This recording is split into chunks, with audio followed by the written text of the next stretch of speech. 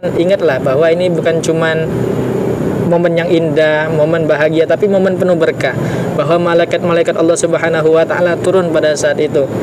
Kalau tidak katik ngaji, kalau tidak katik ceramah, apa yang bakal dilaporkan oleh malaikat kepada Allah? Ya Allah, di situ dihilangkan ngajinya. Ya Allah, di situ dihilangkan ceramahnya. Apa yang ditampilkan? Jogetnya. Masya Allah, tabarakallah, itu joget itu banyak mudaratnya itu.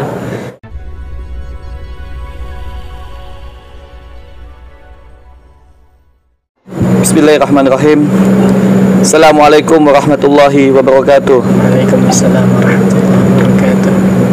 Alhamdulillah, assalatu wassalamu ala rasulillah, amma ba'da. Senang sekali pada kesempatan malam hari ini kita masih berada di zona King, zona kita ngobrol.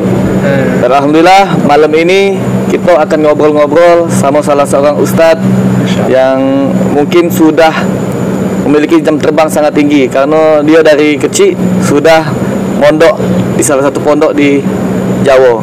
Dan baru-baru ini ustadz juga baru balik dari kota Tarim, Yaman. Kita kenal ke yang terhormat Al-Ustaz Ki Agus Muslim Al-Jihad Al-Hafiz. Assalamualaikum Ustaz. Waalaikumsalam warahmatullahi wabarakatuh. Sehat Ustaz? Alhamdulillah sehat. Alhamdulillah. Ini Ustaz, kita nih bakal ngobrol-ngobrol, bukan cuma ngobrol Ustaz, tapi bakal menjawab pertanyaan-pertanyaan yang sudah dilontarkan oleh teman-teman Ustaz. Mulai dari WA, Facebook, IG, dan bertanya secara langsung. Nah, ini ada pertanyaan Ustaz tentang hukum pernikahan Ustaz. Ya, hukum pernikahan. Banyak acara resepsi ini menghilangkan tausiah dan pengajian dan mengutamakan joget TikTok. Nah, itu cak mana tanggapannya Ustaz? Iya. Bismillahirrahmanirrahim.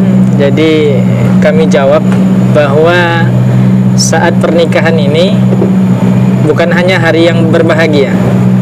Bukan memang hari yang berbahagia memang. Cuman yang kita harus tahu bahwa pernikahan ini bukan cuma hari berbahagia, tapi hari penuh dengan keberkahan.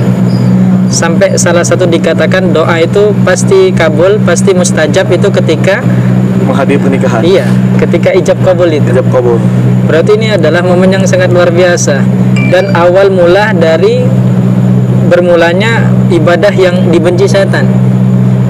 Nikah ini dibenci, sangat dibenci sama setan. Jadi setan ini benci ngapa? Karena ibadah ini, karena nikah ini ibadah yang paling lama. Paling lama, yang tadinya maksiat, berdosa, gara-gara pernikahan jadi hilang galo. Semuanya malah berpahala. Mandang berpahala, nyentuh berpahala, dan lain sebagainya. Jadi sampai dikatakan bahwa istri yang solihah itu mastafadul mu'min ba'da taqwallahi min zaujatin solihatin.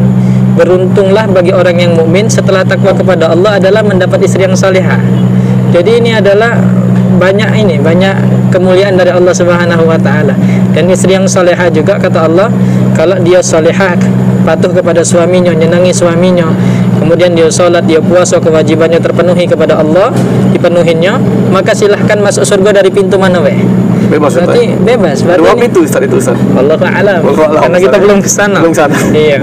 Jadi berbahagia dan penuh dengan berkah. Nah, kadang-kadang wong ini cuman ngambil bahagianya weh. Senang-senang. Mohon maaf kami tidak begitu menyalahkan yang tadinya wong ngadokan, terutama di gedung-gedung. Banyak nian sekarang acara ini dikesankan acara yang penting. Jadi banyak nian. Acara itu bukan lagi tentang agama, kemodernan sekarang Ustaz. Jadi melok tren. Jadi yang disayangkan gara-gara acara ini banyak nian menghilangkan ngaji. Ya. Terutama tausiah Ustaz. Seringnya dihilangi. Kami pernah dipesankan, Ustaz, kaget jam 12 pas langsung doa, kita nak makan. Padahal dia ngomong cak itu sudah 11.50 masih joget-joget. Kadang yang kurang ajar juga MC-nya Ustaz. MC kan kurang ajar dia ngomong. Baiklah, kita dengar tausiah singkat. Jadi dianggap malah tausiah dan ngaji ini dianggap pelengkap, bukannya utamaan. Padahal inti. Kadang-kadang MC-nya juga ngomong, tibalah pada inti acara, tapi cuma dikasih waktu 5 menit. Jadi kepada siapapun nanti yang pengen ngadukan acara pernikahan, ingatlah bahwa ini bukan cuman momen yang indah, momen bahagia, tapi momen penuh berkah. Bahwa malaikat-malaikat Allah Subhanahu wa taala turun pada saat itu. Kalau tidak katik ngaji, kalau tidak katik ceramah, apa yang bakal dilaporkan oleh malaikat kepada Allah? Ya Allah, di situ dihilangkan ngajinya. Ya Allah, di situ dihilangkan ceramahnya. Apa yang ditampilkan? Jogetnya. Masya Allah, tabarakallah, itu joget itu banyak mudaratnya itu. Kita tidak mungkin berkeinginan punya sesuatu yang baik. Kita kadang mendoakan pengantin sakinah mawaddah warahmah, tapi dimulai oleh sesuatu yang tidak baik.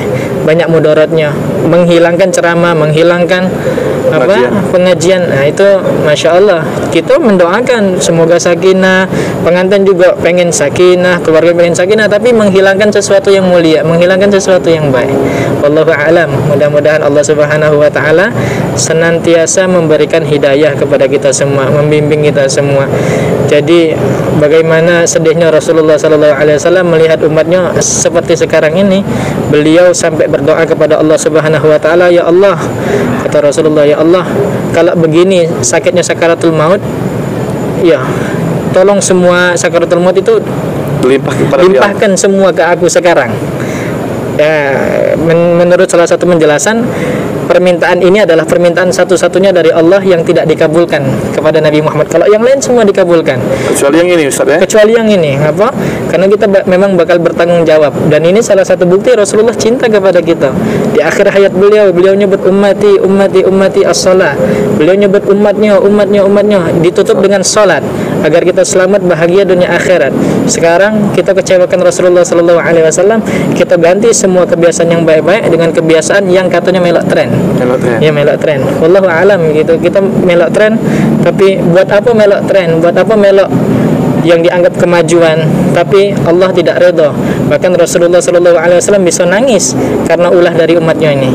Ya, bahkan ini Ustaz, kita jenguk ini pengantin betina Ustaz, yang harusnya menutupi rasa malu, tapi malah lenggak-lenggok di pucuk panggung depan hal layak yang harusnya tidak bisa dilakukan. Nah, hukumnya macam mana itu Ustaz? Ya, hukumnya tentu kalau kita perhatikan, kalau kita lagi sholat mayit, sholat jenazah, itu posisi, kalau jenazahnya laki-laki, posisi imamnya di mana? Di pala.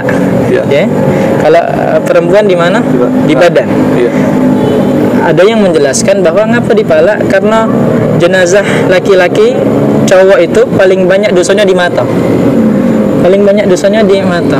Kemudian kalau perempuan ngapa di badan, karena paling banyak dosanya di bagian tubuh, di anggota tubuh, lekuk tubuhnya itu. Nah, kadang-kadang ya ini makanya di dalam Al-Qur'an dijelaskan untuk menutup aurat. Kadang-kadang lanang mungkin yang hadir di situ tidak katik niat pengen jingga, wallahu a'lam, tidak katik. Kemudian ternyata sama cak maling, tidak semua maling itu ada niat. Kadang-kadang maling ada kesempatan. Nah, makanya kita berkali-kali diingatkan kalau cowok ini tundukkan pandangan, cewek jaga aurat, kerjasama. Nah, tapi ya Allah alam tadi karena melak tren tadi, jadi makanya kami berkali-kali kalau kami dikasih kesempatan ngisi acara pernikahan, kami tanya, pengen melok gaya pernikahan yang cak mana? Setelah pernikahan kaget pengen melok siapa? Pengen melok Rasulullah SAW atau pengen melok artis-artis yang lain? Pengen rumah tangga yang cak mana? Sakinah mawaddah warahmah. Di Al-Quran, di hadis banyak panduan-panduan dari Allah, dari Rasulullah. Cuman kadang-kadang Allah sudah kasih panduan yang bagus, Rasulullah sudah kasih jalan yang bagus, kita milih jalan yang lain. Cak mana kita baca selamat kalau ternyata kita milih jalan yang lain. Wallahu a'lam bishawab.